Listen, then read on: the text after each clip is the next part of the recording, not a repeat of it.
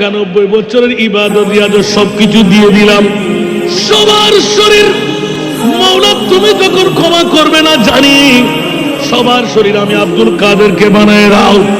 যত উত্তম মধ্যম জাহান্নামী শায়েস্তা করতে হয় আমি আব্দুল কাদেরের গায়ের উপর চড়ায় দাও। আমার নবীর অন্তর খুশি মানাইতে সমস্ত নবীর উম্মতদেরকে তুমি জান্নাত দিয়ে দাও। আমি আব্দুল কাদের আমার মুস্তাফার কদমে গিয়ে বলবো, ইয়া রাসূলুল্লাহ আপনার উম্মতের জন্য আর কোনো কান্না দিতে হবে না। উচ্চ আওয়াজ দিয়ে বলুন না সুবহান।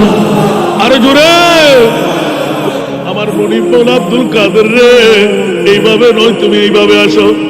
আল্লাহ কেমন ভাবে বলে যে আব্দুল কাদের দারুল হুদার দরবারে কৌশিয়া শরীফ হবে, নুরিয়া কমপ্লেক্স ময়দান হবে, জনাব আল্লামা নুরুল হুদা আল কাদরি রহমতুল্লাহ আলাইহি তোমার সিলসিলার একজন কাবেল বলি হবে।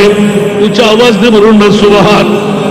আব্দুল কাদের যাও যাও যাও, এতটুকু তোমাকে আমি ছাড় দিয়ে দিলাম, যারা তোমার মহব্বত অন্তরে রাখবেন তোমার সিলসিলার অন্তর্ভুক্ত হবে, যারা কৌসুফ পাকের প্রেম প্রীতি ভালোবাসা অন্তরে ধারণ করবে আমি আল্লাহ তাদেরকে মুক্তির ব্যবস্থা করে দিলাম। আরো জোরে বলতে হবে সুবহানাল্লাহ।